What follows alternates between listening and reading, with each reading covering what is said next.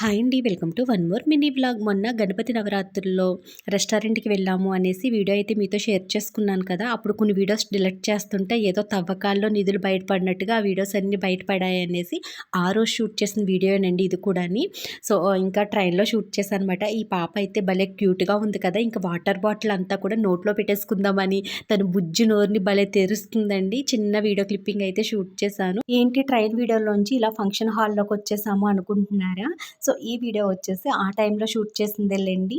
మా house wonder వాళ్ళ మనవరాలు బర్త్‌డే ఫంక్షన్‌కయితే పిలిచారు మమ్మల్ని. ఆ రోజు మేమెళ్ళేసరికి చాలా లేట్ అయిపోయింది. 9 అలా అయిపోయిందండి. ఆ సైడ్ అయితే ఆ టైంకి ఫంక్షన్ అయ్యే పోద్దండి. ఇక్కడైతే అప్పటికే స్టార్ట్ అయ్యిందంట.